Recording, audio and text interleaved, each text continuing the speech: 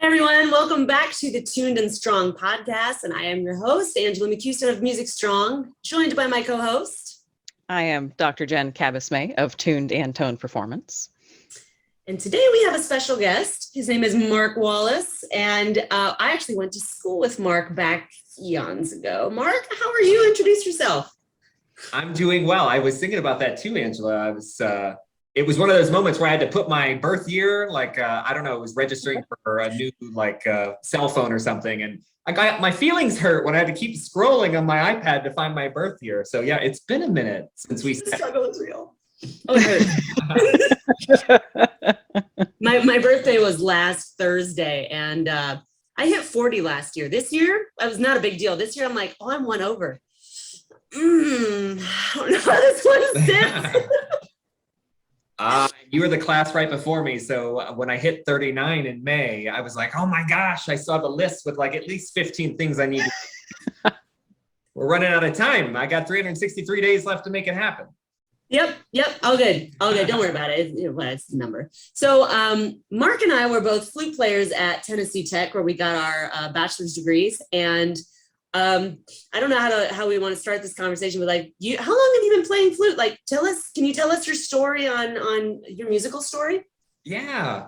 I actually started on the tenor saxophone. So part of this, I was thinking about this story and I was like, man, the personality traits that lead to the topic that we're going to talk about today have been there since day one. Like if only I had known. But when I went to the music store to order my shiny new instrument in 6th grade, my band director did that thing where you have to go around, buzz the mouthpiece, stick a reeded instrument in your mouth. And she was an oboe player and everybody had to give a crank on the old oboe and the bassoon.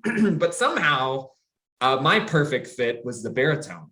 So I actually, my mom and I went to the store and we were there to go buy a baritone. And we told the guy, and it was like the weekend before Labor Day, and he's like, oh man, I can't remember the last time a kid bought a baritone. We don't have one here. You'll have to wait till Tuesday after Labor Day. And I was like, what? Like I want my Oompa Loompa now, So I told my mom, I was like, oh, Mom, I forgot to tell you. Oh, she also said I could play the saxophone. Yeah, that's right. And I never one note into a sax ever in my life. And I said that because a kid before me got a saxophone in line and there's like a stack of saxophones. And the guy was like, you sure? And I was like, oh yeah, and it's this one. And I pointed, it was a tenor sax. I didn't know what that was. And he's like, okay, I can't remember the last time we sold a 6th grader a tenor sax. So we fill out, we get to the end and he goes, and oh, by the way, we don't have one here. You'll have to wait till Tuesday. So I had to wait. But that's what got me into woodwind. And I got to tell you, saxophone took off. I mean, it was like a fish in water. I couldn't get enough. I couldn't stop practicing. I gobbled up, the Little Essential Elements book immediately. It just made sense. Sound made sense. Technique made sense. My 7th grade year, so the second year I played, because we're in Tennessee, but I got first chair, first band. I beat all the 9th graders on the saxophone and I did it again in 8th grade. And so now you have a reputation. But what's interesting, in 8th grade, I remember they were like, and Mark got, first on the saxophone again. But I remember my band director said something that made me go, wait a minute. Because this other kid, a dude who played the flute in the band, he got, like the 3rd band or something. And she made me say, and this guy, got, I don't know, 20th out of 500 people. And I remember being like, hey, wait a minute, did that mean more? And I'll be honest, my sense of competition is very, very high. And myself, okay, I gotta, I'm gonna play the flute one day. I had never played one before. And the summer between 8th grade and 9th grade, I actually got gifted one randomly. Nice. I'm a family member, and it was July right before my 9th grade year. And I was like, this is it. Like, I'm going to learn this thing. And the fingerings are the same. And it was like a fish to water. The sound was immediate. I had my technique transferred seamlessly. And so I started officially playing the flute in August. And then that December, so I'd only been playing for 4 months, I got first band and I beat all, and it was like, and so now I had a reputation and an ego to go with it. So anyone who knew me, especially that knows, like I was president of my fan club for sure. So wait, Mark, when we were in Mid-State together? We were later. Were we? Yeah, because when I was in ninth, you were in 10th. So you would have been. Oh, okay. And you would have, you were in it when you were in ninth grade. I was in the saxophone section because I was in 8th grade. There it is. Okay. What happened next, and this is when my tumultuous relationship with the flute, unfortunately, started almost from the get-go. So I played for 4 or 5 months with really no lessons, no nothing, just raw skills. But then I got turned on to my first private teacher. I'd never taken a lesson on any instruments. I didn't know what lessons were. And I remember before lessons, there was a group of 10 or 15 of us in town that took from this teacher, and she's great. And I want to make sure before we go down this path that I hold no one responsible for, my story and what we're talking today, but we were in a flute choir semicircle, and I'd never really hung out with flute players before. This is exciting. And I remember everyone was playing, and I remember she kept looking at me. And in front of everyone, and this is the first time I'd ever heard her, she went, "I don't know how you sound like that. Your embouchure looks so weird."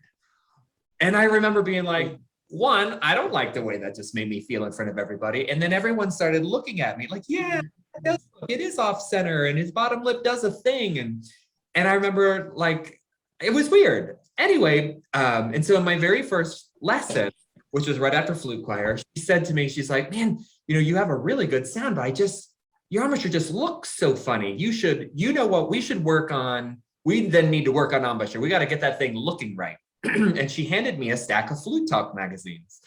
And because again, I'm 4 months into the instrument. I'm catching up fast. And and also my first flute lesson, she hands me the flute music by French composers. So there was no First lesson? Yeah, my first lesson. And so I got that book, which ironically is on my stand today because so I got that book and I got Flute Talk, and she's like, I want you to practice in front of the mirror. And up until this point, flute was just it was like you breathe in, you breathe out, you play. But that's when the hyperfixation started. And I hyperfixated on how things look to the point where it was getting in the way of everything. With probably 4 or 5 weeks of taking lessons, I looked fantastic. I could have been on the cover of showing off a perfect embouchure, but I'd lost my sound. It became work. And I started getting feedback I'd never gotten before as a young musician, cracking a note in a solo, and my band director, what was that? Like, Mark doesn't crack notes. And so that, there's a level of shame comes with that. I remember in that same flute choir, we were going down the road tuning, and I went to tune, and like my middle A came out as like a low A, and then it was really out of tune. And I remember it. I mean, that was 25 years ago. I remember turning red. I remember the feeling, because it was, one, I made a mistake, but two, because I had a reputation as the guy who got really good really fast, and I have to protect it. And so anyway, this kept going, et cetera, till the next year. So now I'm a 10th grader, and I have all this pressure, and I didn't even get past the first sight reading piece. Not only did I not make it, like they basically were like, "Please leave immediately." It was terrible. I think I got 190th out of 300. Like, it was terrible. There's so many flute players, so many. What year was this? Your 10th grade year? Your 9th? That was 10th grade, and like that was.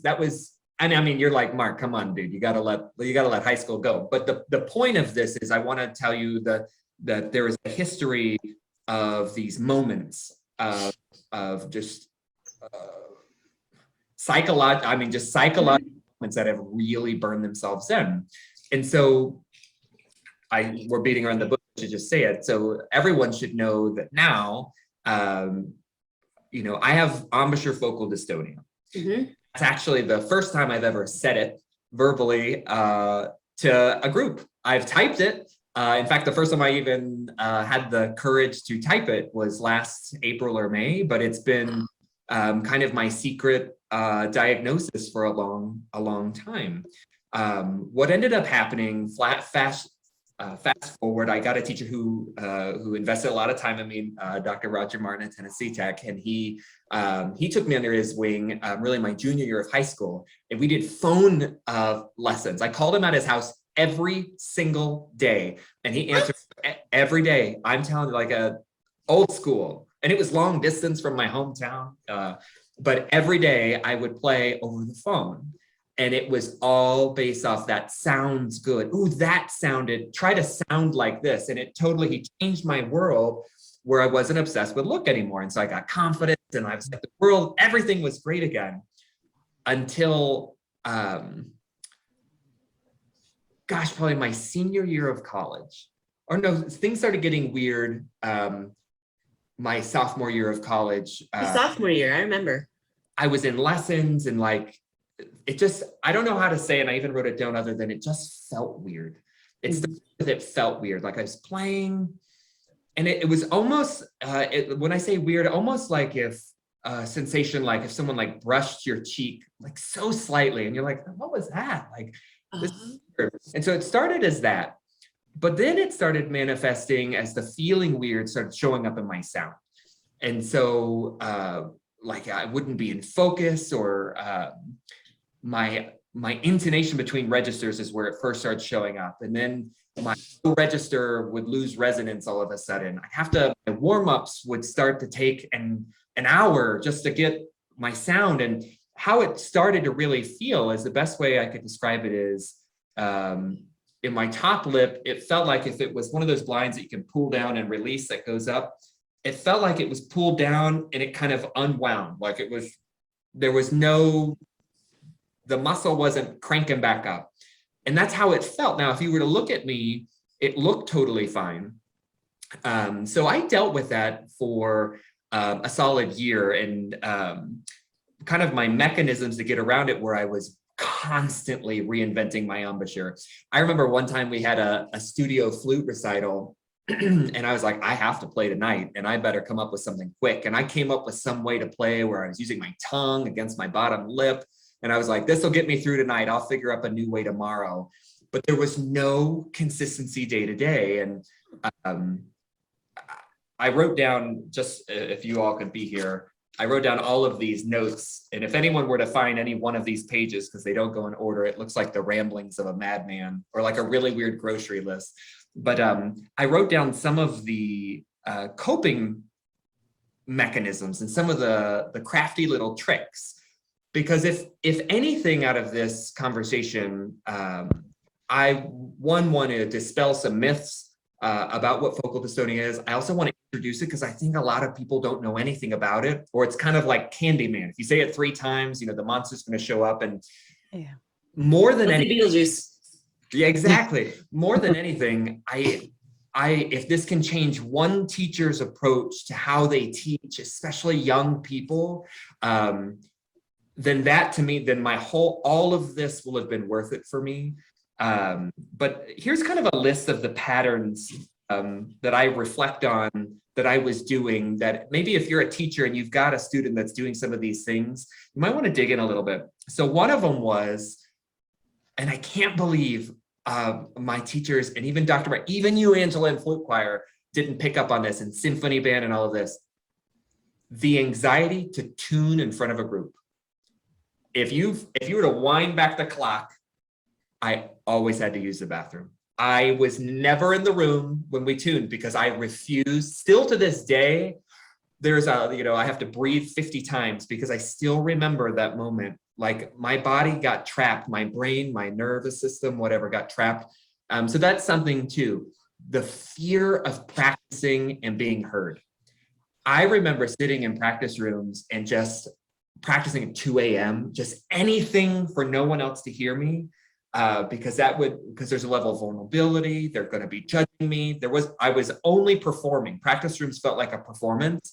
If you've got a student that maybe has some practice room anxiety, you might want to lean into that a little bit. I was using, I wrote this down as derailing lessons with conversation to play out the clock, so I wouldn't actually have to play. I'm a charming guy and I can get any teacher to talk about anything to keep me from playing a lesson. And I probably got away with that for a solid semester in college before finally my teacher, and this is after I transferred, was like, why aren't you playing? And we kind of got to that place. Constant reinvention, gimmicks. If every week it's a, you know, embouchure of the week, that's not normal behavior. And if you have people that are, you know, expressing themselves with some of these things, I think you probably should have a deeper conversation with them. But so I was having all, you know, these weird isms, and I started to notice a pattern that it was mostly in the lead up to an important performance or recital or a competition. And the big one happened when I was preparing for the NFA Young Artist competition.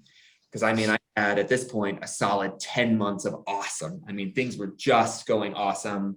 I was like, I'm going to get in to the semifinal round. Like, I know it. And then probably 3-4 weeks before, my boogeyman came back.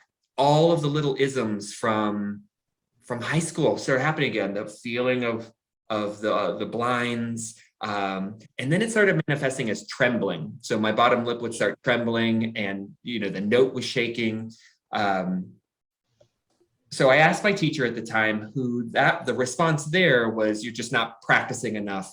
You know, there's something deficient in your practice. So I actually ended up telling my family doctor, who referred me to a neurologist, who's like, have you ever heard of focal dystonia? And I was like, what? You know, and they told me, and it's seared in my brain, where they're like, I hate to tell you this, but there is no cure for that. You're never going to be able to play. And I'll be honest, at this point, after I was fighting the flute for years at this point. I think there's a part of me that was relieved. And I'll be honest, because it finally, it was like someone saying, it's not your fault. There's nothing you can do about it. So you might as well just quit. And it was devastating. It was literally like who I really was dying. And you have to kind of bury a whole life of dreams that you had built for yourself. But I was devastated, but appreciative, because you wrap so much of your identity into it. I was practicing so hard, 5 hours at a time on long tones, to just work my way through it. And it was like, the more I played, the worse it would get. So I ended up packing up my flute. I actually sold it.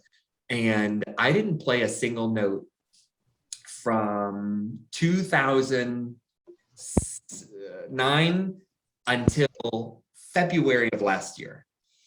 And that's when the pandemic happened. And now I'm at home every day. I'm working from my home office, and I don't have all the work distractions that I did. And my youngest daughter started band and wanted to play the flute.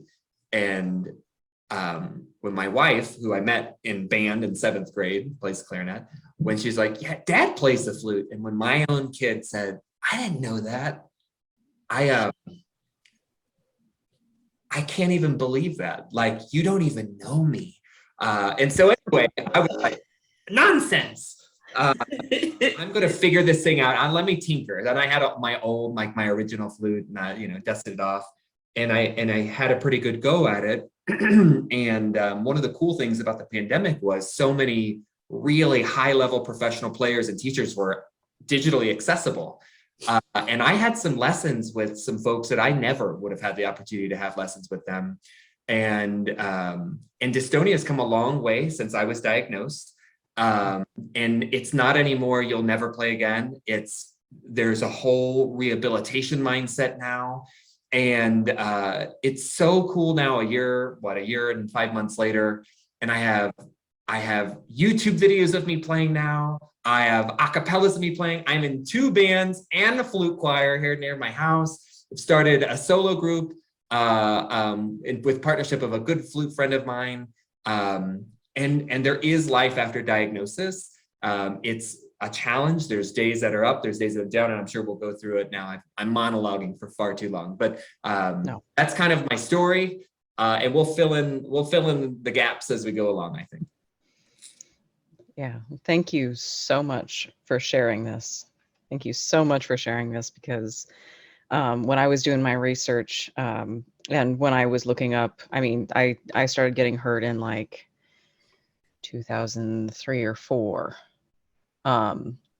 And between then and when I started doing my doctoral research, most of what I found was dystonia is a death sentence. Yeah. You know, there's no cure, there's no cure, there's no cure. And it wasn't until I went to interview, and this may be actually particularly salient to you, Mark. Do you know Andre Martin in don't. Columbus, Georgia? In Columbus, Georgia? In Columbus, Oh Georgia. no, I'm in Columbus, Ohio. Okay, other Columbus. First off, she's a wonderful person. Like, wonderful, super kind. Agreed to let me interview her for my treatise, but she had dystonia. Huh. And that was a death sentence. And it wasn't until she found body mapping that she realized it was a full body issue. It was a tension issue, an anxiety. I don't want to put that word in her mouth. She did not say anxiety, a huge psychological factor.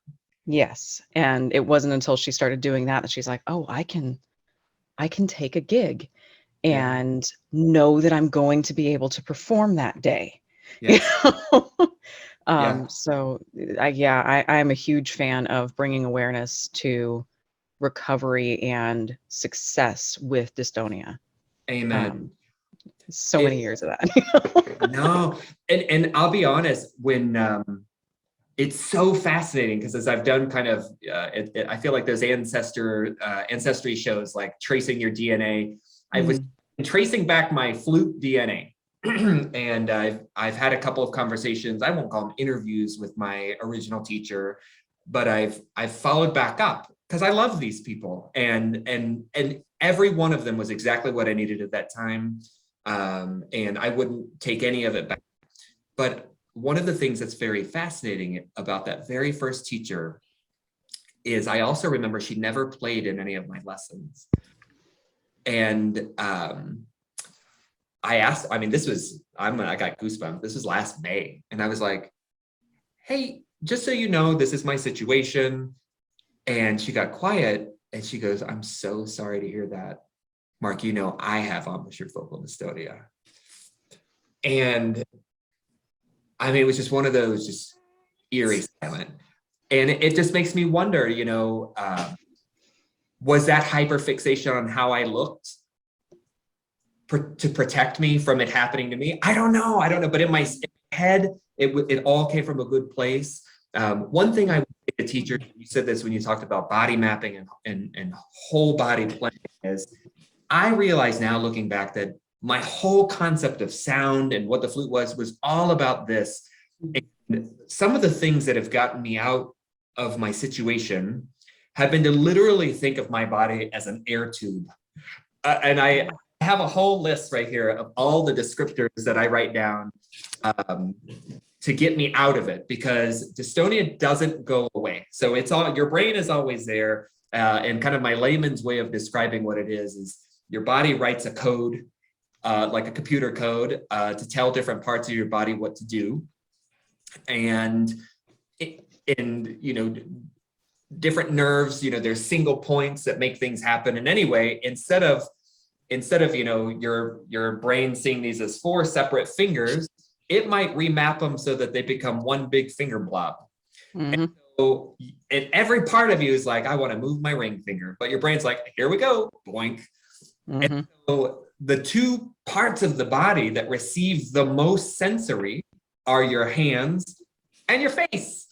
And so what's really fascinating about dystonia is it's most prevalent in instrumentalists who have high demand for those 2 things. So it's typically if it happens in your hand, it's because you play an instrument that noodles a lot. So it's high winds, flute, clarinet, rampant, violin, piano, all of those. From an embouchure dystonia perspective, it tends to be the instruments that have the most focus. So it's high brass, trumpets, French horns, flute. There's some clarinet that get it. It's just very fascinating. Focal dystonia, I want to say, impacts 43 to 100 and something out of every million regular people in public, but it impacts, from what we know, 1 in 100 musicians. So And it over-indexes to males as well. There's absolutely a pattern of OCD, high anxiety. Those hyperfixation traits, predispose people to it. And I just think it's important for people to know that there's some of us that if you say, don't move on until you get a perfect B, there are some people that will literally do that. And so I would say, be careful when you prescribe those things to your students. If you write out, little noodly exercises, like we're going to work on the foot joint today, and we're just going to roll back and forth. There are people who will literally only do that. And that's where dystonia comes from. And so as a teacher, I would add it to your arsenal on how to define, the boundaries of productive practice. If I could go back in time, stop when it hurts, stop every 10 minutes. You would never do push-ups for 5 hours. When your body starts to tremble, you'd go, I'm done. I'm going to rest and relax, and don't try to push through it, because it never wins in the end. Yeah. Angela, I can't hear you. There you are. Okay, that's because I wasn't talking. Okay. Well, I saw your mouth moving. I was like, what? No, there are no words. I mean, there's just so much good there. And I didn't know those statistics. I think this is going to be very comforting for a lot of people, because and Angela, that 1 in 100, that's people who fess up. There are Yes. Oh my gosh, if I could show you the private messages I get, like I can never tell it, my orchestra can never know my fourth finger. I'm a piccolo player in a very well-known orchestra. They can never know, but I get Botox, this often, whatever. There's a stigma. And I just think people need to know that, come on, there's a community of us that can learn from each other. There is hope.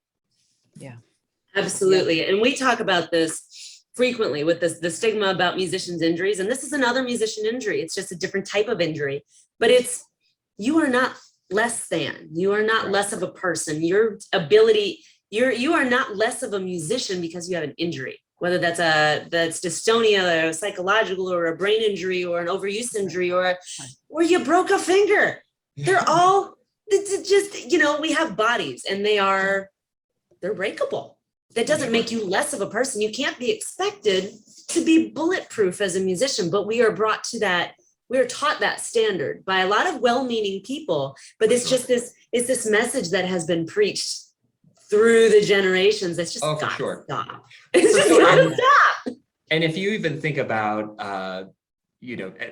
now probably less than, because people have more access to professional players that can hear the cracked note, and they can hear dang, let me try it again. But perfect recordings that had been highly digitally remastered, and there was probably 1,000 takes that got there. And that was the reality that I had created for myself. Like in rural Tennessee, the flute was James Galway, and all of the perfect. And for me, it created an unrealistic expectation on myself, for sure. The things that have helped pull me out of it. And what's really fascinating is everything I'm going to share with you, I've stumbled upon kind of on my own. And now that I'm connecting more with people who are dystonia experts and gurus, they're like, oh my gosh, that's body mapping. You just didn't know it. Or that's actually part of Alexander technique. I had probably my second week last year, I opened my case. It was so fascinating. 10 years had gone by, and all the ticks and stocks were back. I mean, it was like no time had passed, and it literally like the boogeyman's back. And I hope she doesn't mind, because I brag about her all the time. But I had the pandemic has just started. People are starting to record themselves. And Nicole Esposito had kind of set herself apart from everybody else, because she was doing those absolutely fantastic a cappella. I mean, those were performances. They were fantastic. And I remember being mesmerized, like, you seem really cool. Some of her teaching philosophies, I was like, she sounds quirky. Like, I want to talk to this gal. And so we had a lesson, and I told her, here's my scoop, focal dystonia, I'm basically ruined. If we need to finish this in 5 minutes. And she was super honest. She goes, I don't have experience specifically with that, but let me see, like, go. And, she pulled her glasses down, she's staring. And I put my flute up to my face, and what I thought was I took a breath in and I blew, and she literally ripped her glasses off and went, why did you do all of those things? And in a really kind, like, humorous way. And I was like, what do you mean? Like, I played a fraction of a note. And she's like, do you know that you probably did 15 different things with your face before you blew? And I was like, no, I didn't. She's like, oh, you probably licked your lips 30 times. Mm-hmm. You I was cracking my jaw, like all of this stuff. And she goes, and what's really fascinating is before you blew, you stuck your tongue on your bottom lip, like pushed it forward, then retracted it real fast. She goes, why did you do that? And I was like, I absolutely didn't do that. So I actually recorded it and watched it really quick. And sure enough, I was like, what is all of that inefficiency that I'd built in? And so she goes, so we're going to do a trick. I have no idea if this is going to work, but we're going to see if we can trick your body into playing the flute. And she's like, here's what I want you to do. I want you to just say, tico taco, tico taco. And I was like, oh my gosh, this is nuts. So it's like tico taco, tico taco. She goes, while you do that, I want you to just bop the flute on your lip, really light, just tico taco, tico taco, tico taco, tico taco. And she goes, whenever you're ready, blow. And I was like, okay, tico taco, tico taco, tico taco. And it was Angela, it was the most perfect. It was the best C in the staff ever. Like in all of flute, not even just for me. Letting you all know on that day at that time, the best C, the most resonant, focused, perfect sound. And I just immediately was like, I can't even believe that came out of my body. Can I try again? And so I did it again. It was great. And then her feedback was, now try it. Once you get that, see what you can do. And I could play every single note on the flute. I'm not kidding. Like, this isn't a romanticized version. This isn't, oh, Mark, it took a week. In that moment, from that, I just needed what now I call leverage. I just needed a solid starting point, and then my body knew everything to do. And it was Narnia for 3 weeks. And I mean, it was the most amazing thing. I remember running upstairs and like performing for my family, like, listen to this, oh my gosh. And all the technique was still there. And it was the best I'd ever played, ever. And then in typical Mark fashion, I'm cured. I need to go and I need to perform now. It's been 3 weeks.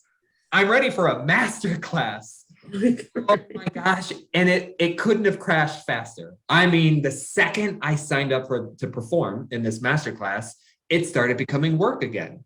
And I remember I was like, what? I'm doing all the things. Tico taco, take a breath, blow. And this weird thing, it's the same pattern. It felt weird, and then my lip, and so in a total crash. And so I literally had to start over again. I did the masterclass. It was, in my mind, it was terrible, but I got okay feedback. But once that was over, it all came back again. And so the pattern for me is, it's a sense of expectation triggers everything. It's the anxiety. Even though I can say all day long, I'm not anxious, I feel confident, my body goes to literal fight or flight mode. And the best way for me to describe it would be, imagine if how you would react if you put your hand into, I don't know, a bucket of snakes. Your body would recoil. You wouldn't think about it, would just do it.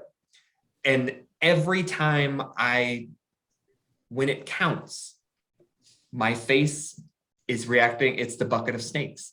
Even though it's like two me's, there's the present me, and then there's this deep psychological me, and they are absolutely, they're sending two sets of signals to my nervous, I don't know. That's where we need a real expert on here, but all I know is it's very, very real. What gets me to leap out of bed, and I think what propels me through those times, because with dystonia, it's 2 steps forward, 1 step back, and those step back, especially now that I really feel like I've got something amazing to hang on to. Before, I always felt like I was chasing a sound that I hadn't achieved yet. Now I'm defending it, because I have a new reality that I'm like, that's my sound, and I have to have that and nothing else. But you go into it with that mindset, and what's fascinating, or I guess the romance of this is, I've written every feeling I felt. When I'm at my very best, my air feels like this. It's not about my face, it's about my air and how it's bumping around in my mouth. And the best, I've learned so many neat things about the flute that I didn't know before, or that were mistaught to me, or I misperceived it. So for example, for me, to get the most focused, most resonant, most knock them all dead sound requires the least amount of air possible. It literally feels like if I was blowing against a butterfly's wings. It's that slow. But it's really hot. And so probably that's just me saying I'm opening my throat and I'm relaxing my face. But that tactical description messes me up. I need that romantic language. I need to hear about my air.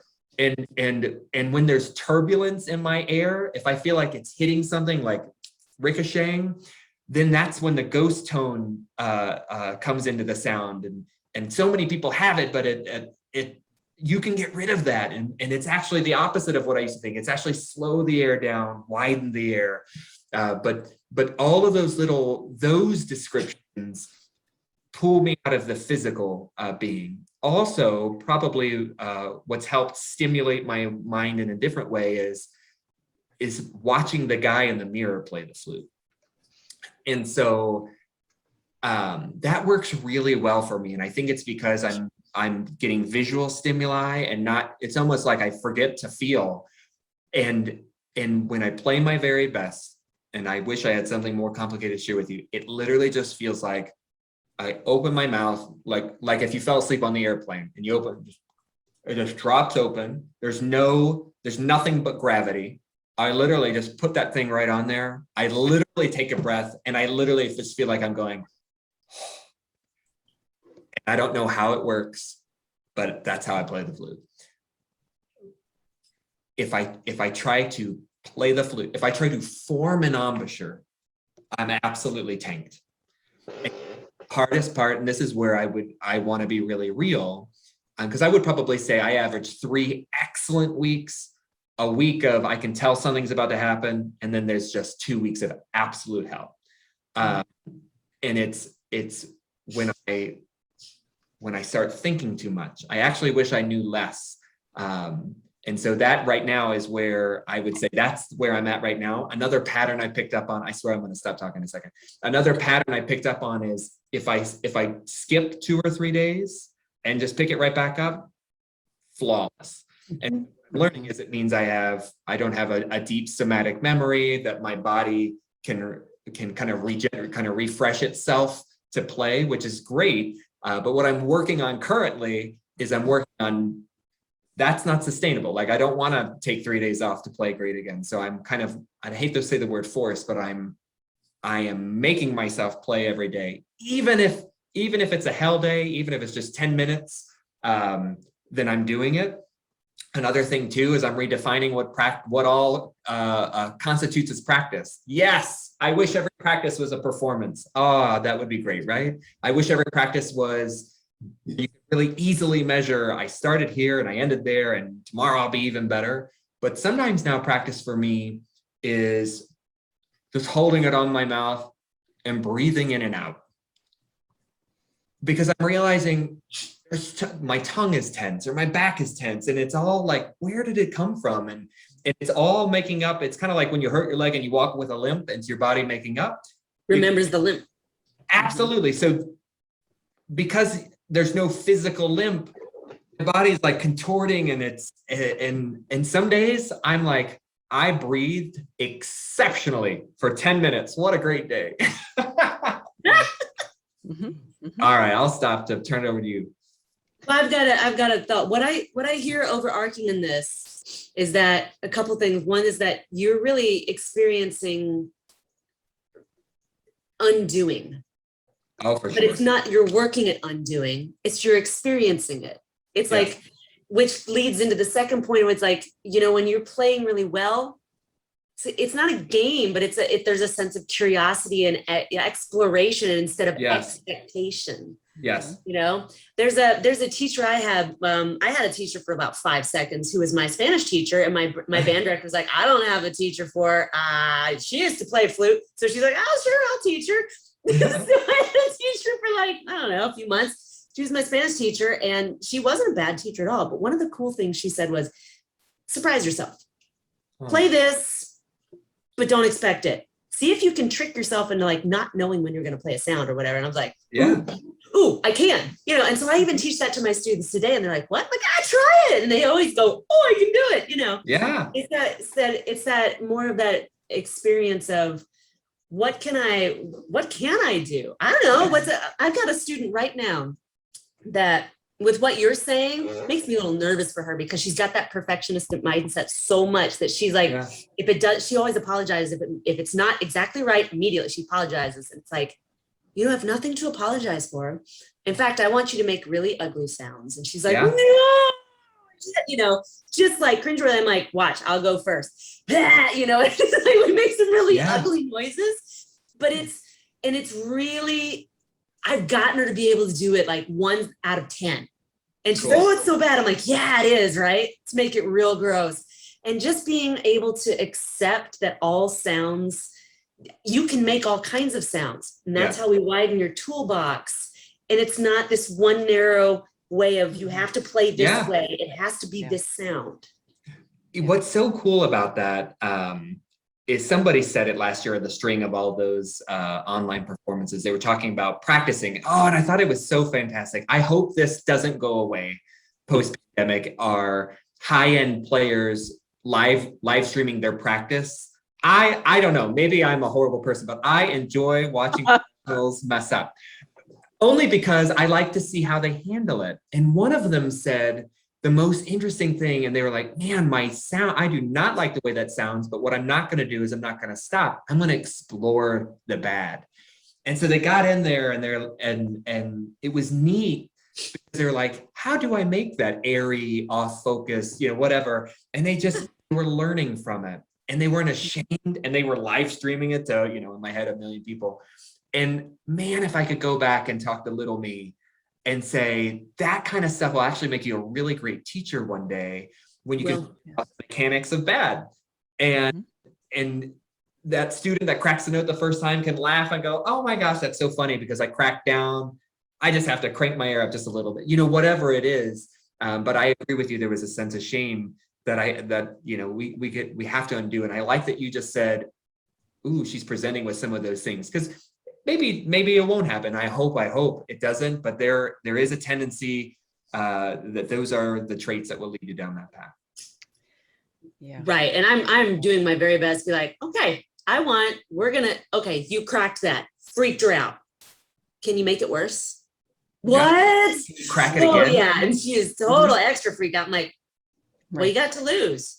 Okay. Like my favorite is when kids don't, and this is just tiny tangent, but when kids are afraid to play third octave notes, they're like, so when you fight the flute, you lose. Like, you're not going to get a note out. You have to let go. And so I teach them to go, blow out a birthday candle, puff out your cheeks. It's going to look real ugly. Nobody cares what you look like. This is what I tell my students. Nobody cares what you look like when you play the flute. They're not looking at you. Flute is an ugly embouchure anyway. You go, it's gross, right? Nobody cares. Puff out your cheeks. You look extra fluty. What? Nobody cares.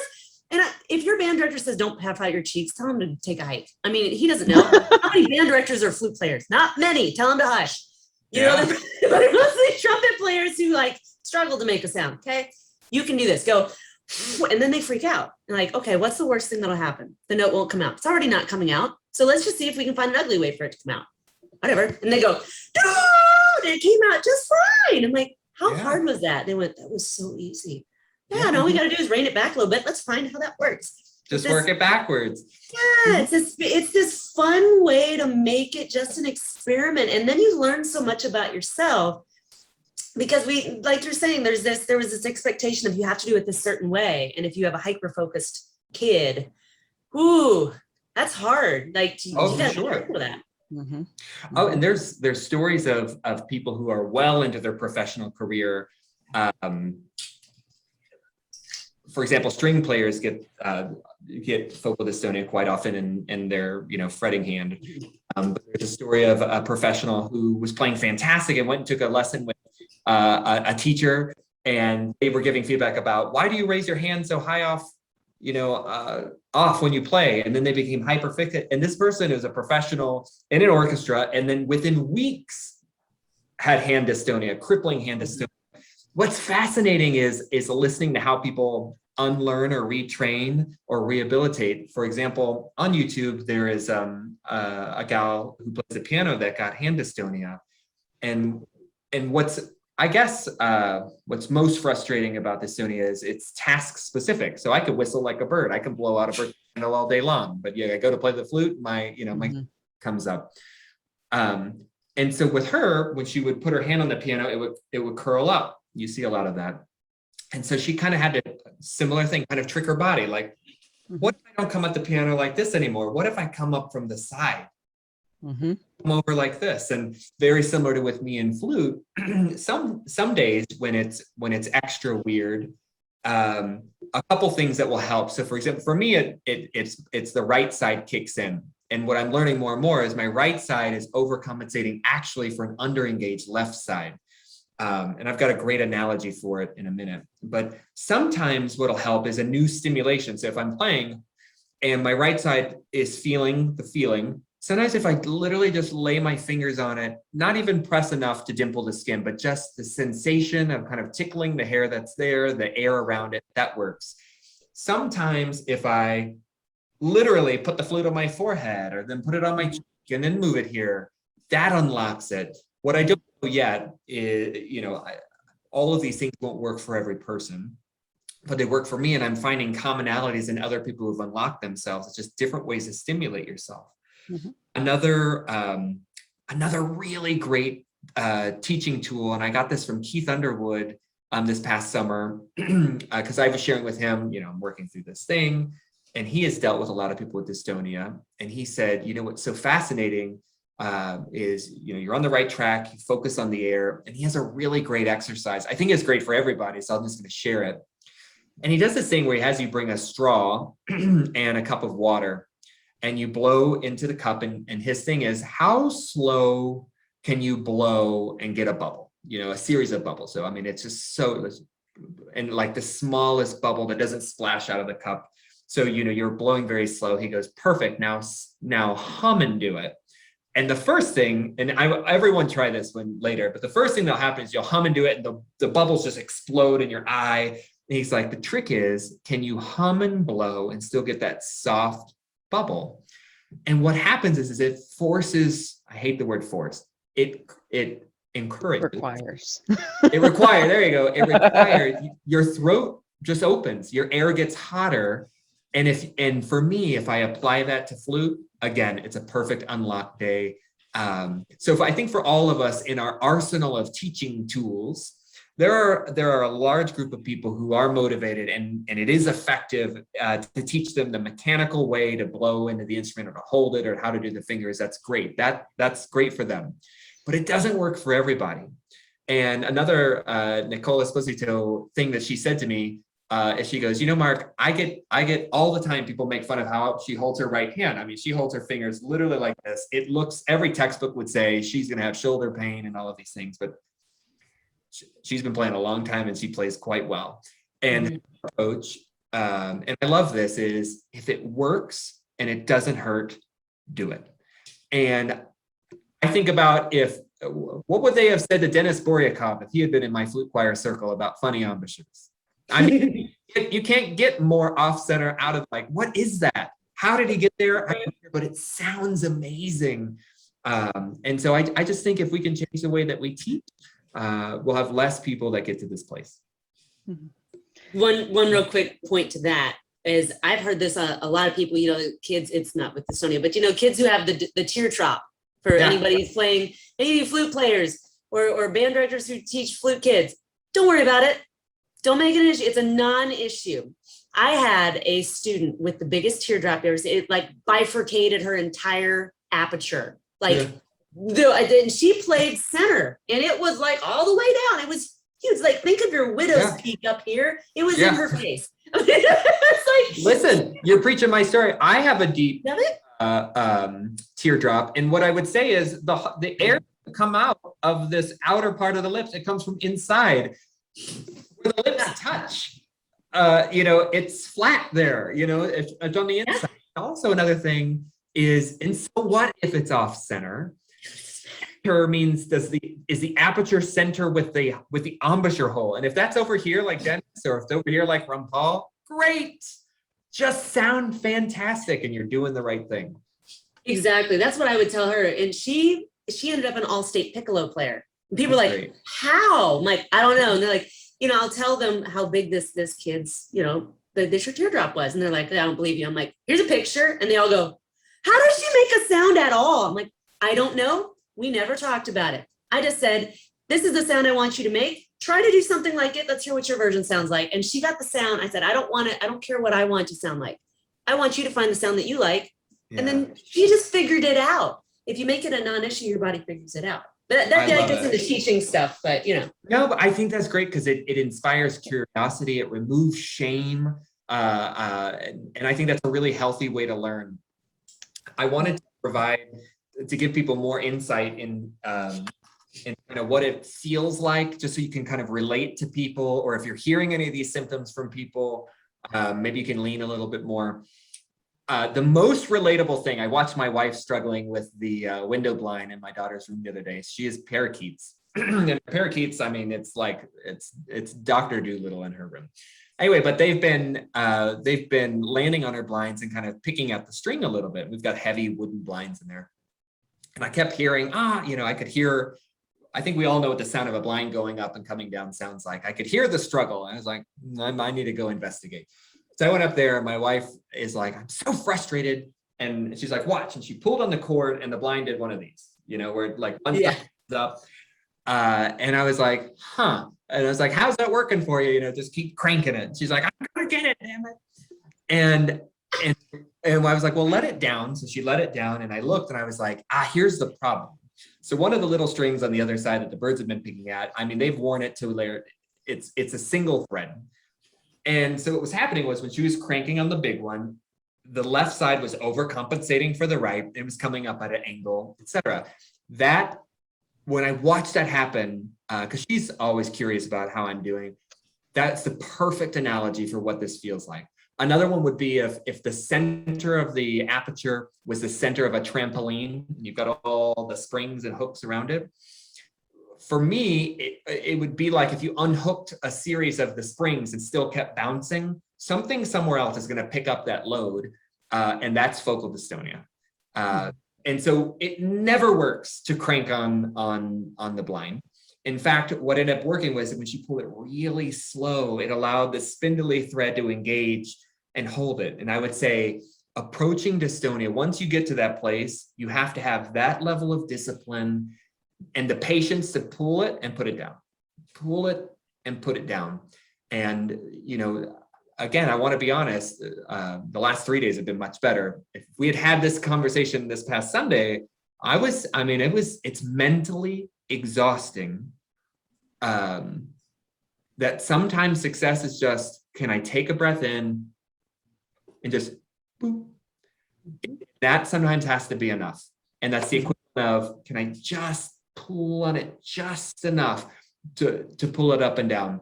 And so if you have a kid or a student or whatever that gets to that place, encourage them that practice can be so much more. And I think I was going there a minute ago, but on the days where it's not connecting, nothing feels better than, put on your flashiest whoever playing and just finger along with it, just daydream. It's like faux flute, faux lute, just sometimes that's a great practice session. Sometimes just sitting and breathing while listening to another player play is enough. But damn it, there's a path out of dystonia. I'm telling you, it's real. Yeah.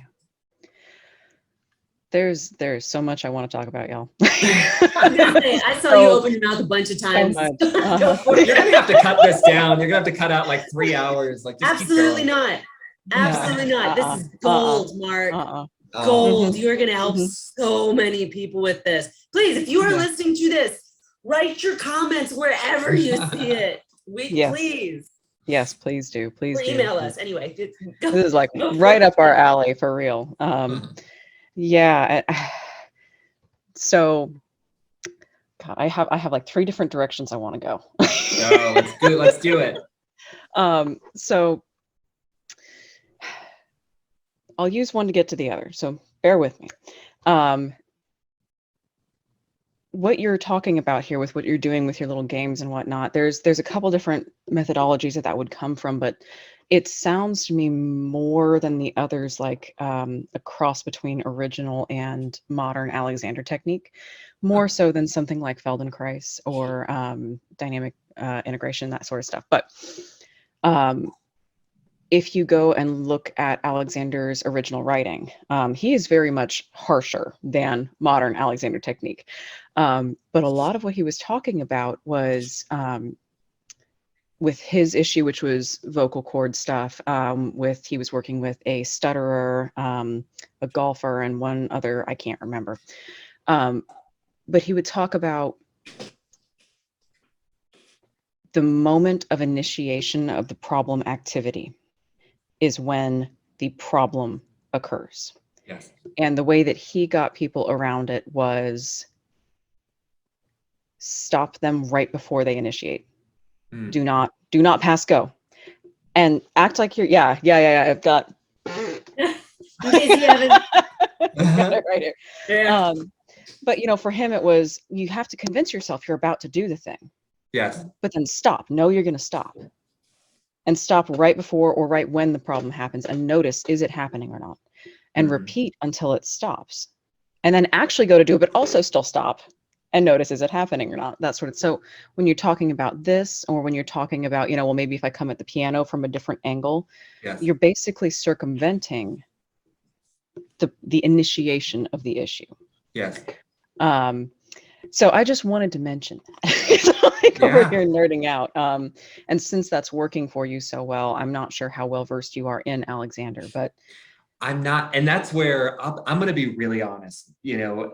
As I've gotten to know myself better, and my level of OCD, and I'm going to immediately know all of it. I'm almost purposely not reading too much. I want to get fully and kind of listen through hearing other people, but I know my tendencies, and I'll over concentrate to the point where I'll land myself in a coma from I don't know, stopping my own heart. I don't know.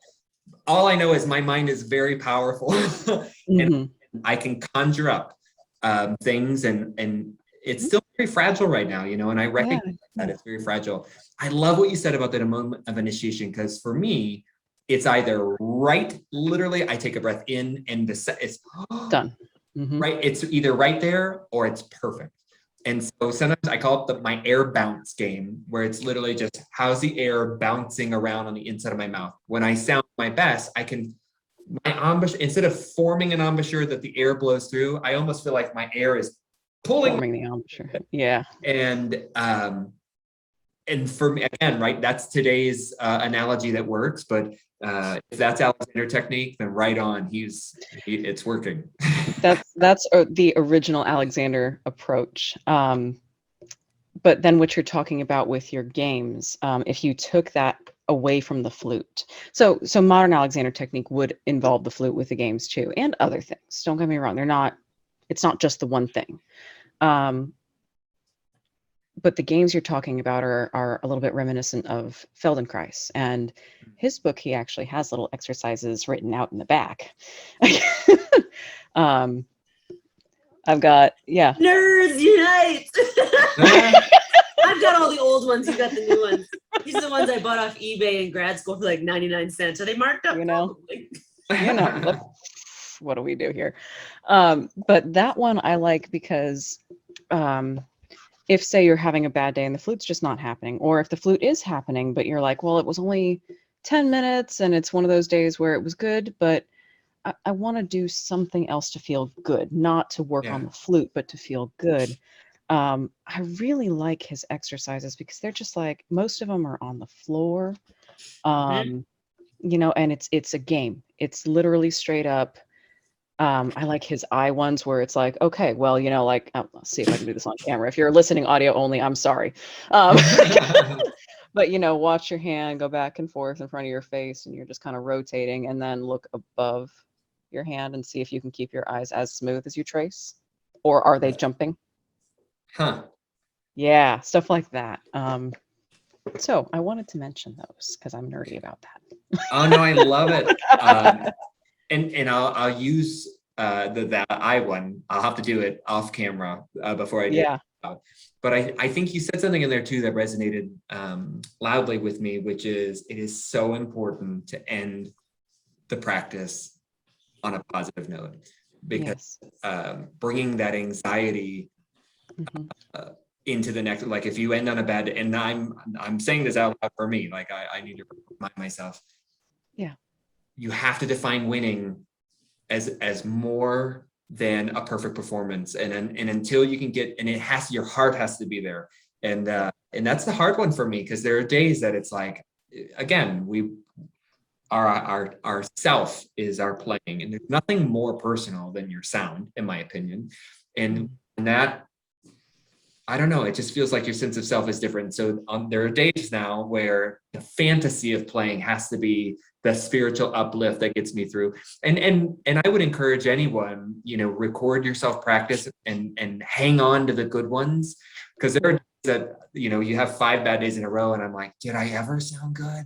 And then you listen and you're like, it wasn't just a phantom memory. It is in there.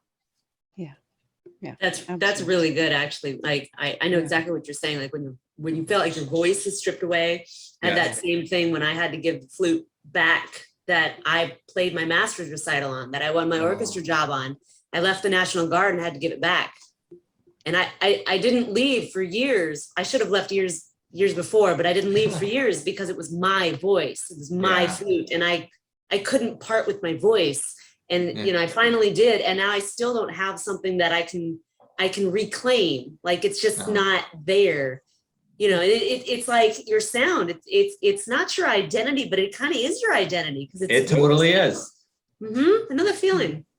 Oh yeah, like if I think Whitney Houston's Star Spangled Banner is like the one of the top selling singles of all time. Like if she and I can say the same damn words, but definitely her sound is what's the different thing. And I can do it with just the same amount of gusto, but I can't sing for anything. It's so important. It's so important. Yeah. Jen, did you have you had like 3 things. Was that the third one? I super do, but I'll run it by you guys before I go down this rabbit hole, because we're going to be there a while if we do. So you're talking about things like things that you've been learning and experiences with teachers. And I have so many notes that I would love to go through in terms of, if you are a student going through this, what to look for from your teachers. And if you're an instructor, the kinds of things like pitfalls or other things that you can do to kind of help. I absolutely think that's time well spent. Okay, we're going to go down. Okay. So what you were talking about originally with, well, that looks weird. Yeah. Let's start there. It can be so tempting, right, to look for the shape. And we're talking about like the mechanical stuff, the method. Even if there can be something gained by making it look right. If making it look right introduces more tension into the body, that's a problem. If you think about this is something that most people can do if you've got any ability to run whatsoever. You don't even have to run far. And I give this one to my students all the time who are having any sort of hand problems, or I can see it creeping in. And I don't look for shape anymore. I look for tension and pressure. Okay, go run as hard as you can and go really, really fast and like put all this pressure on your, great. Now calm down and just go. Just see, move your body, let your legs cycle, let them feel as loose and comfortable as possible. And all you're doing is catching yourself right before you fall. Go. You're going to run faster the second time than the first. And most of the time, I don't even have to send them outside to do it. They're just, we can look to do things mechanically correctly. So if your camera's over here, okay. If you're a clarinetist and your clarinet's here and your finger height is this high, yeah, I want you to get a little closer, but not in exchange for like you go from a really relaxed movement to a really tense one to stay tight. And should be relaxed first. Can I contribute to that just real quick? Yes, please. Okay. So I had a teacher who said this once, and I was like, I have never done well with teachers who tell me things have to be a certain way. I've always done really well with teachers who are like, let's try this, try that, you know, because I just kind of go, I don't have to do it a certain way. Screw you, not happening. But that's, you know, it's a difference in our personalities, right? So I was teaching these kids once. The teacher said, your fingers should never leave the keys when you play, even if you're not pressing them down. I was like, what? You know, but my fingers were probably way up high. I turned this into a game. So what happened was I learned like how to keep my fingers down without really pressing, because the game is, and we went around the room and I was like going to award a candy bar to the kid who could try to do it. And we made it into this game, right? Okay, you have to play a scale. I don't care how slow you play it, but your fingers can't come off the keys. Can we do it? You know? And so like there were, and if a kid didn't want to do it, they didn't have to do it. But every week, they're like, oh, can I try? Can I try? You know, so we had like the whole, let's try it. And it was amazing. I'm like, guys, isn't it crazy? Like we think, oh, I got it. And then suddenly it's like, well, my finger's way up here. And I thought it was touching. So it like helped when I was learning that, it wasn't about being perfect and touching the keys. It was, oh, now I'm aware of each finger. Yeah. Oh, they're way up here. You know, so it takes like, it's taking a game that can have a lot of judgment into making it fun and about awareness. You know what's so interesting about that? As I was hearing you say that, I was like, oh my gosh, that's so well intended. Here's how I would ruin that. Are you ready? Absolutely. So literally, I was thinking about what it would require to keep my fingers there, because that's just not where they would. Exactly. No, I don't, and I don't want to think about how technique's never been an issue for me. But if someone were to tell me that, I can feel it subconsciously, the tension that would add to my fingers. How to get it to my wacky way of thinking about it would be more, what's the end result we're trying to achieve? So we want to help you be a little bit more nimble instrument, and probably what'll happen is it'll result in my fingers coming down. But it's how can you get, and I'm not a flute teacher, you know what I mean? But for do this professionally, it's how do you say the same thing 2 or 3 different ways that ends up at the same final destination. But if I had heard that, I know for sure I would achieve that result. Trust me. Right. But you can't use a lot of pressure. They'll push down and then you won't be able to play a scale. So it's like learning how to play super light. Can you do it? If not, yeah, we can do it. But what we found is like, it's real hard to do the whole way. So we just like, let's just do a couple. Okay, fine. We're done. You know, it was not like, you got to do it. It was just like a fun, can we? You want to hold it there. It's silly. Yeah. That's how I took my teacher saying it has to be this way and be like, bull, we're going to make a game. See how silly this is?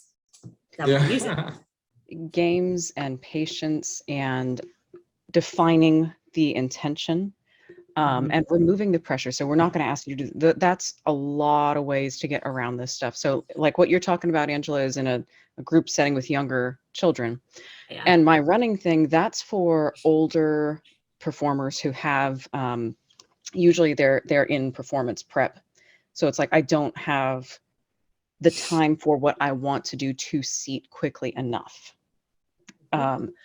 Because if we're going to do this from the ground up, what I'm going to have you do, and it's going to be really boring, which is why it's going to be practice. And it's going to be, we're going to use this amount of time on it, and then we're going to forget about it. It's going to be that, and again, with clarinet, you know, it's how little pressure can you use with just that one finger to get it to seal and get the note to speak. And then coming up, how close can you stay while using minimal pressure to get the note to actually sound in tune? You know, that is boring and it takes forever. Yeah, it does. But again, that's where we get into, which was one of my next points, is separating practice and learning from performance. And so often we're so busy getting people ready for performances. We're getting ourselves ready for performances. And I mean, that really, I mean, I know you started with problems in high school. I started with problems in high school. And it's because even that early on, you know, you're going to pursue this path. you know, and so you're like, well, I'm expected to be in this orchestra and I want to be, you know, but I'm expected to do this competition. I'm expected to do that performance. I'm expected. And so you've got all of this stuff. And I've had a couple students, clarinet wise, I was not successful in getting out of injury before it was too late. And that burns on my soul. And unfortunately, the few times that's happened, it's been because we didn't have enough time. And that was either time together or time before a specific deadline. And let me tell you, if you miss your deadlines, you better have a strong soul, you know, because I've seen what that does to these kids is like, well, I didn't make it in because I'm hurt. And well, I'm going to take a year off turns into I'm never playing again. Mm-hmm. But shoot, how did I get, taking that time to go, this is an issue. Forget about the competition. Forget about, like, you don't need that right now. If we could just collectively come to that conclusion, you know, like, you're a high schooler. It's okay to not make state your first year, you know. If we could do that as teachers and educators, I think we'd have a much healthier population. I totally agree. In our community, you know, just give them the space to do that. Give them fun things to do. Give them performances, yes, but understand that the practice and the slow introduction and ingraining of this stuff is where the change is really going to be made. And coming up with different ways to put it, different games, different techniques. If you're seeing it's not working, try something else. Mm-hmm. This is where I'm going to go down another rabbit hole. So again, I'm sorry, guys, bear with me. So many things. That last one, just one thing to say sure. Out loud is I think it's redefining what winning is for the practice. And so it's not, you're going to play all of the, you know, the first movement of the Mozart and G from memory. By the end of the practice, it might be today, we're going to get a really great staccato G. And it's going to be so fantastic. And that's fine. And instead of the unrealistic expectations that we tend to go into with. What's the next? Oh, I'm excited. Yeah. So this is kind of a twofer. We're talking about different descriptors versus the mechanical descriptors. This is where I'm going to start talking about some generational stuff. If you feel like I'm talking, like if you're listening to this podcast and you feel like I'm talking about you, I'm probably not. I'm talking about probably older than you. So, woosah.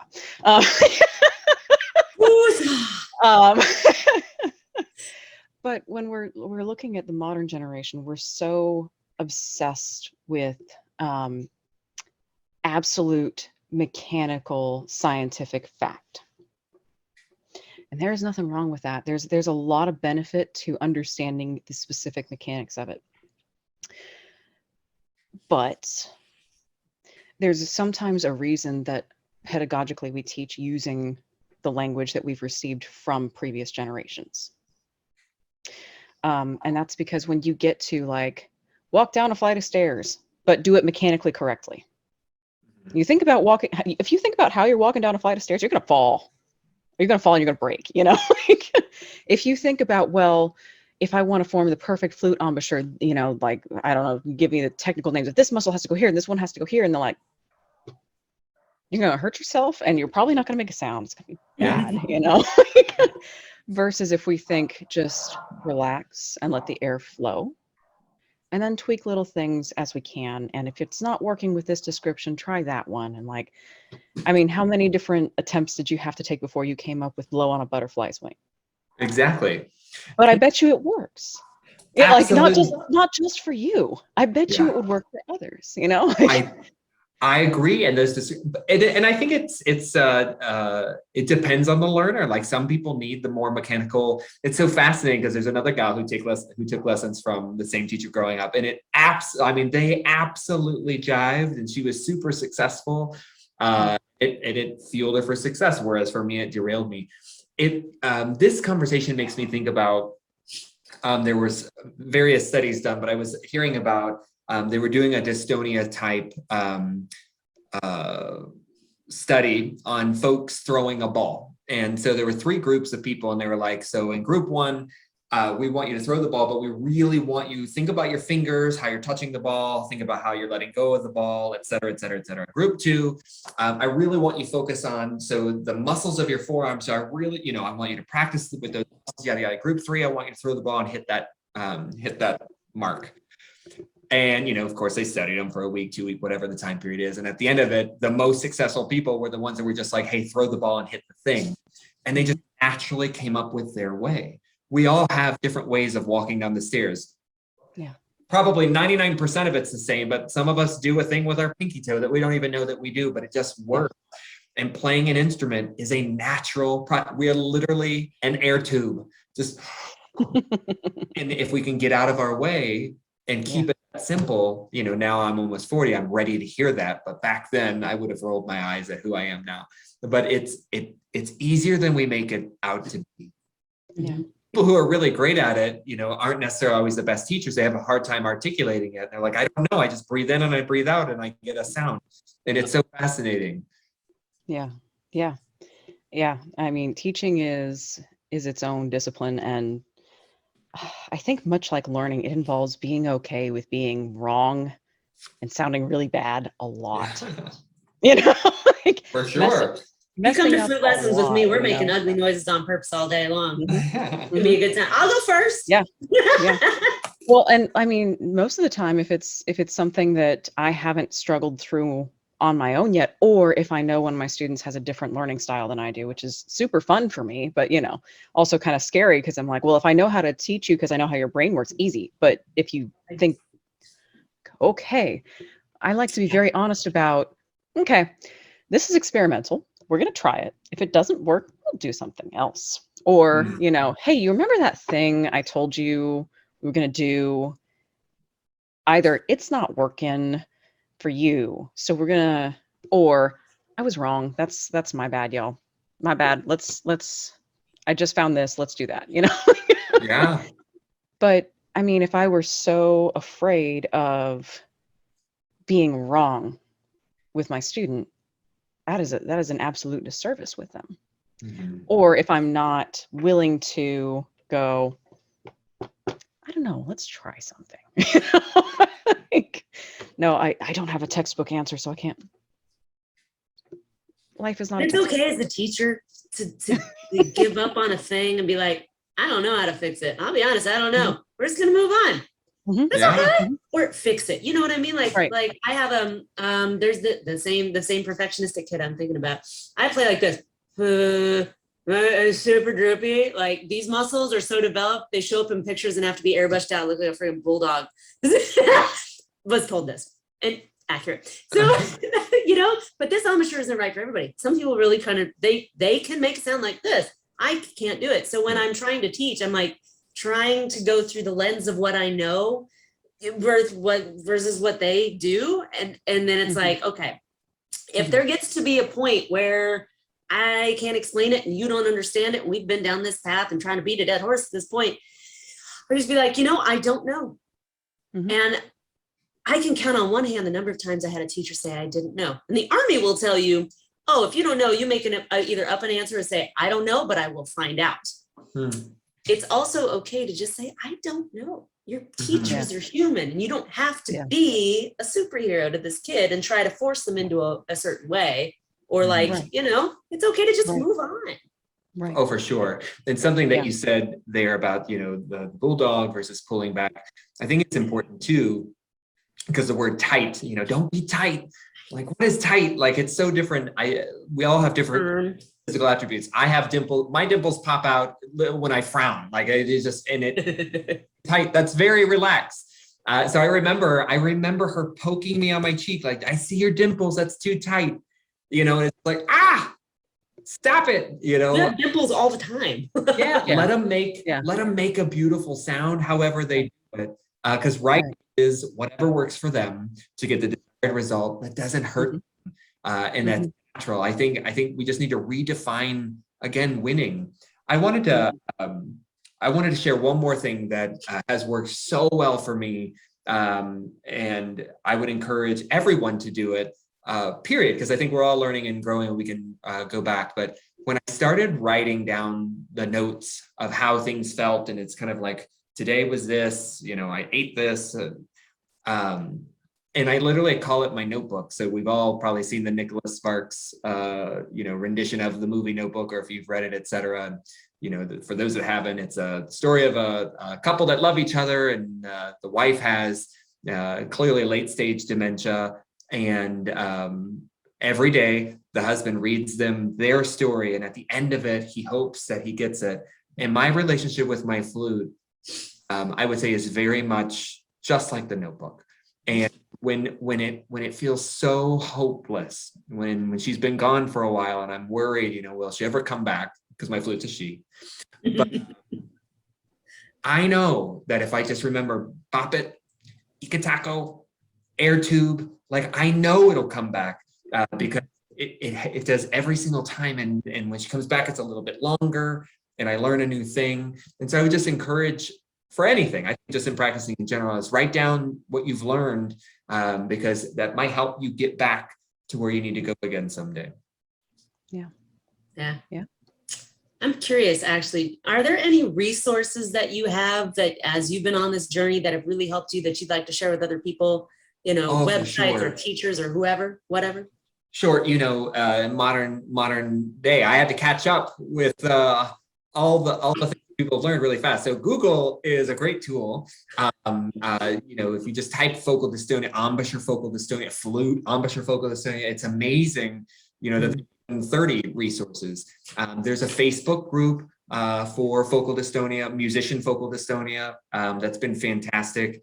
And there's experts out there. So one that I think that you're potentially going to be working with, Anna Datari overseas, has been, this is her life mission has been, and I love it that there's someone that their full-time thing is figuring it out, and she had it. And I focal embouchure flute, embouchure focal dystonia, and has found a way through it. And so talking to more people that have it, not feeling like you have leprosy, and not feeling like if I talk about it out loud, someone will mentally catch it.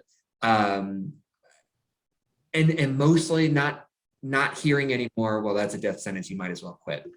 All I need, I'm like the guy from Dumb and Dumber, so you're telling me there's a chance.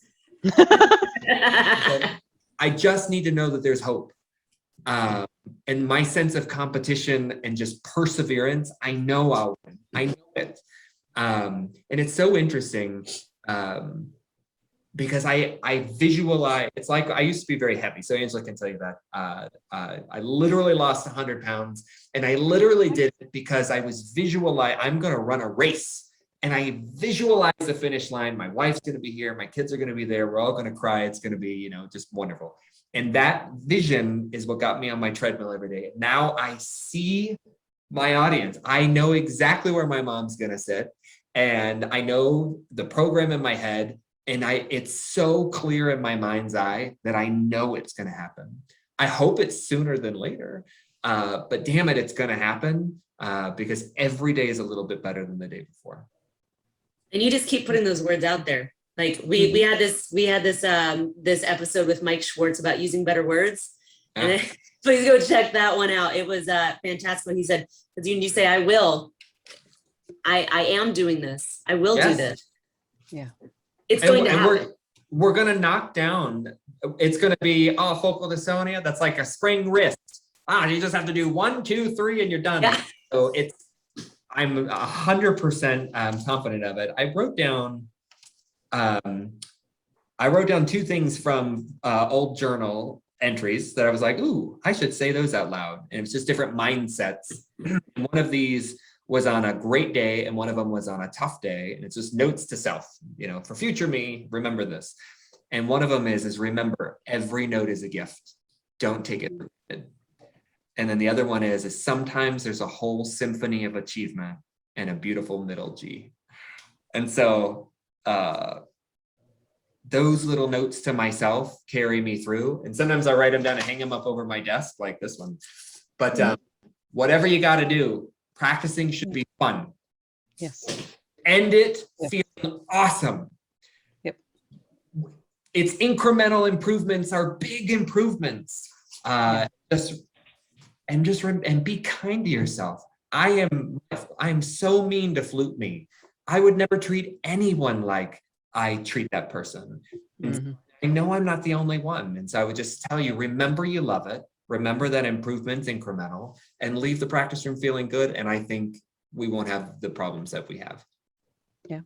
I totally agree with that.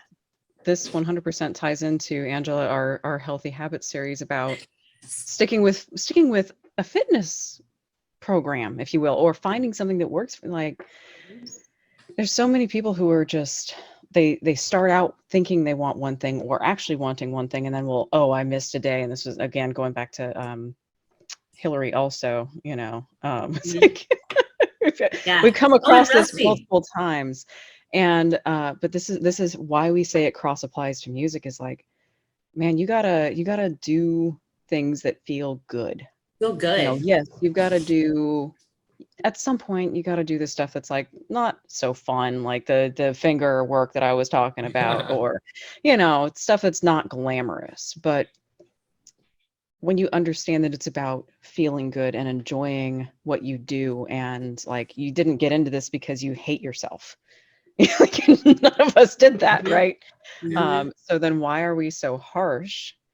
And where are we getting that from? Are we getting that from our own expectations? Are we getting that from our surroundings? Are we getting that from either inherited from an instructor or our families? There's a lot of different ways that can come, but it's not going to be sustainable if you're not coming at it from a positive place. Being kind to yourself, forgiving, as Hillary says, like, it's okay that I missed a day of practice because I'll just do that day today. Or, you know what, I really don't like that movement, and if I do it today, I'm just gonna not show up. So let's do this one and see. Yeah. And it goes along with what Rusty's episode, we titled it that life is a playground. Yes. Because that was his analogy. And it definitely cross applies. It cross applies to fitness. It cross applies to every part of your life. So, going at this with this theory of fun and experimentation. Let's see what happens. Yeah. What's the worst that will happen? Won't work. Yeah. Okay, we're not going to go that way. Or if I do this, that happens. You didn't know that before. Yeah. You can't push your boundaries if you don't know where they are and you don't know how flexible they are. How do you know you have hard boundaries? Go shove on them. Right. Yeah. Right. I think we can, the problem with this is that we can talk about teaching all day long. Yeah. I mean, I had a couple other things, but quite frankly, I'm not going to get into them. That's going to be another hour. We're not doing that. Yeah. Make it a two-parter. Yeah, right. Yeah, actually. This has been so beneficial. And the way that you laid out, like, I need to hear metaphors versus tactical language. This is what dystonia feels like to me. This is what, and all of that stuff that you just brought it together. I know that there are people out here listening to this going, oh my gosh, that's me. It's me. It's me. Yeah, I know. Oh, okay. So, and let's put this out there that if this is you, you're not, as we said before, you're not less than. And there are resources, as Mark said. I mean, go check out the Musicians Vocal Dystonia group. And we are going to be interviewing Anna, I think, next week. Yeah. You guys, it's going to be donkeys to racehorses. I mean, she is absolutely outstanding clinical expertise. You're going to be like, why do we waste our time with that guy? No, seriously, she is incredible. And I think she'll add so much color. She'll color it in even more. You're going to love every minute of that. Yeah. Awesome. We really wanted to highlight this because as you said, it's just like it's not like leprosy. You don't catch it mentally from talking about it. And it's not, we just got to take down the veil of the stigma and what we don't understand. And by you sharing this, I feel like that I haven't heard anybody talking about this anywhere. So, or how about that? I'll say this, Angela, the professor that we shared, he has focal in his hand. It's the French horn professor had focal embouchure focal. Just as is that what it was? Dr. Labar. Yes. I thought he blew this out, like blew out the. Everybody said he blew out his lips. I thought it was nerve damage. It's focal dystonia. he blew out his nerve. It's focal dystonia. I'm telling you, everyone knows 2 people that Yes. have it. And I bet you we know 10 more that have it and don't know it, and are just working against it. My luxury is that my career doesn't depend on my playing. And I think that gives me freedom to explore. And all the pressure I already have on myself is so high. I can't imagine the university professor, fighting to get tenure that also has that anxiety. I can't imagine the symphony player that this is their 100% livelihood. I can't imagine. And what I wish I had more gimmicks and more tricks and more things that I could say and encourage people to pull them through. But our body's instinct to protect us in times of fear, to pull our hands away from the snake, is so strong that fighting it is only going to make it worse. So if there's anyone listening that is feeling a feeling, get curious, don't panic. Yes. It's out there. And really amazing people have dystonia. I sent Angela a message recently when Simone Biles got the twisties. The twisties. That's focal dystonia. But I'm so proud of her because unlike what I would have done, it's the Olympics. Let's just push through it. Let me literally destroy myself for this one moment. I'm so proud of the courage to say, no, I got to take care of me. There's so many more, performances after this. Baseball players who, there's a great, I think I sent you a TikTok of the guy.